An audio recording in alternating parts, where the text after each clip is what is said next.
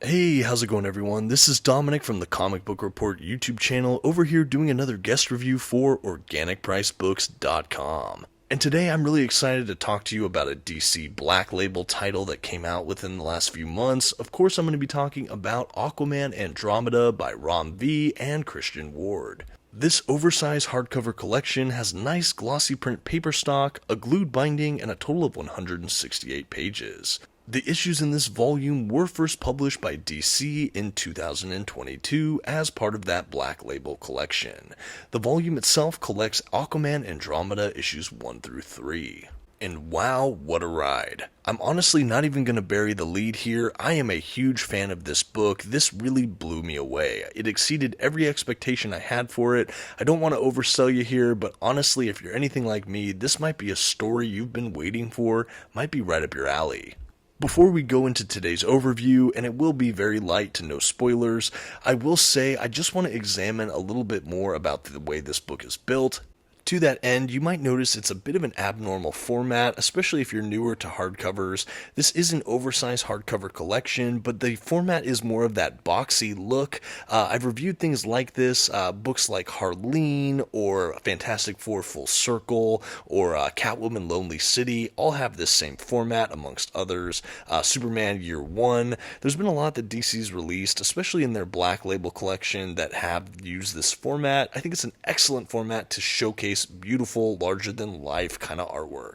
Looking at the front of that dust jacket, you'll see this is the kind of grizzled, interesting vision of Aquaman we get throughout this work. This is illustrated by Christian Ward, the penciler and illustrator on this book.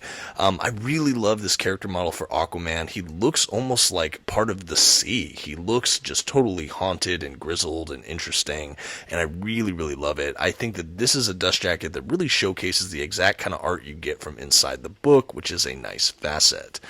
The spine of the book is equally as nice in many ways. I love their font choices. I love the kind of cooler color palette that really dominates this dust jacket.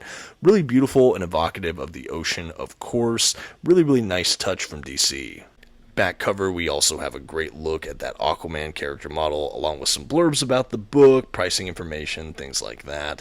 Really well constructed. Like I said, I really am a big fan of this dust jacket. I think it really adequately pitches not only the story, but the overall feel of the book, the art you can expect.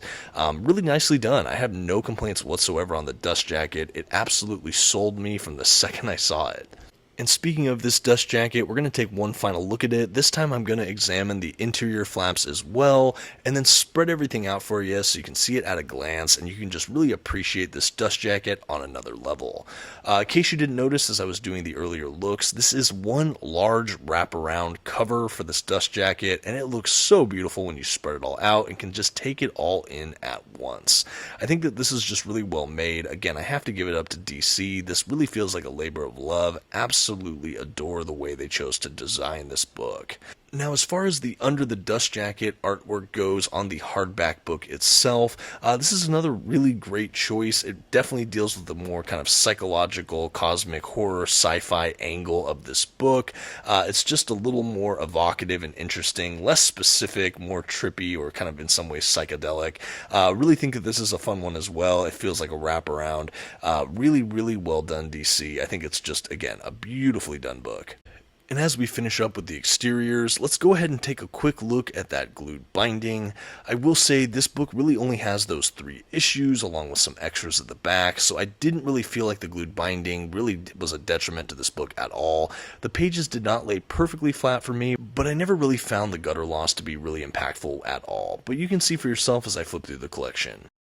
Before we dive into that book, though, I do want to do a size comparison for you. For those unfamiliar with this format, I have a standard size hardcover from DC, that Aquaman New 52 collection, as well as an oversized omnibus edition from DC, the Justice League New 52 Volume 1. Comparing them next to today's Aquaman Andromeda, you'll see the standard size hardcover is smaller in every dimension. This is the same size as your trade paperbacks or floppies. The omnibus edition, however, is the same height of the book, but it's just not as wide.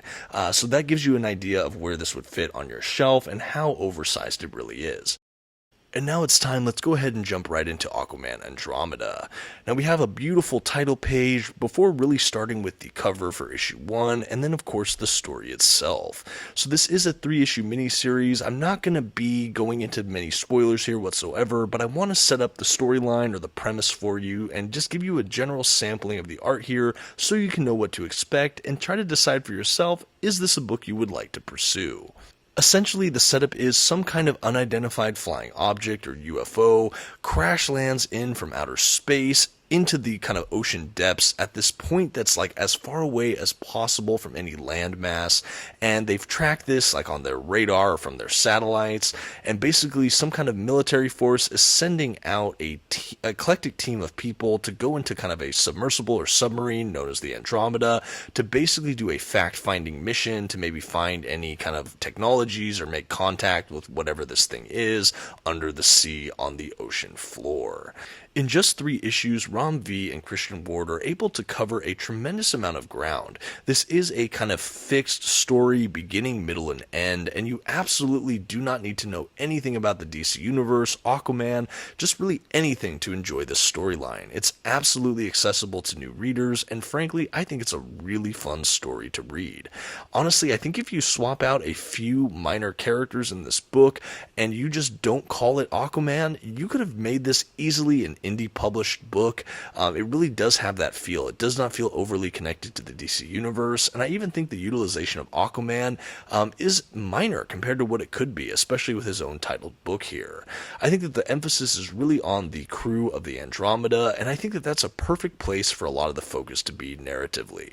As far as the art direction goes from Christian Ward, I might have mentioned it earlier in this video, but this is my first exposure to this artist, and honestly, I am absolutely blown away.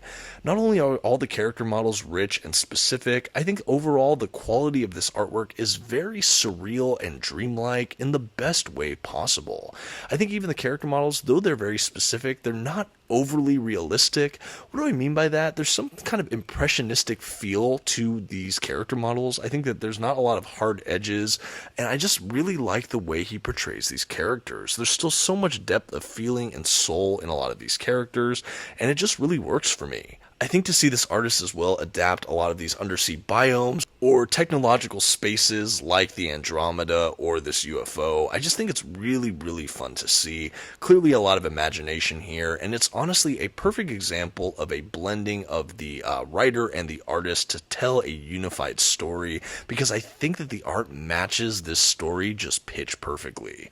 As far as the writing style itself goes, I'm not overly familiar with Ram V's bibliography. I mean, I know things he's written, I just haven't personally read them myself, so I can't really compare this to a lot of his other writing, but I will say his writing is very lyrical just in its beauty. I think that it has a lot of really wonderful pacing as well. I think it's really character driven in a way that I just truly love, and there's, again, this kind of haunted feel to all of it, and you even feel it down in the language and kind of the sentence structure in some ways. I just think it really works. The dialogue feels believable and compelling, and there's something just in both the writing and illustrative style that feels very cinematic in scope, to the point where I just would love to see this adapted in some other medium, like film. Even an animated movie would be fantastic, but honestly, I don't know if it'll ever hit the pitch perfect nature of this book itself. It is really a marvel. At the back of the book, we have a great variant cover art gallery that is beautifully reproduced here. We also have some great behind-the-scenes sketches, character models, and brief blurbs explaining kind of the inspiration or ideas behind some of those character models or the technologies or what have you. Really, really love seeing this. I think it gave great context to the work in general. I think it's definitely better at the end of this as well because it goes into the story a bit, but I just think it's really well done. I really loved it. I think getting some of these extras and what is kind of a smaller book in general was a really lovely touch that really rounds out a great collection here. There is also a little bit of kind of a DC solicitation at the end that kind of showcases some other books in this line, but it's all really well done. I think that, again, this collection was put together perfectly, and I couldn't speak highly enough about it. I really, really enjoyed this book.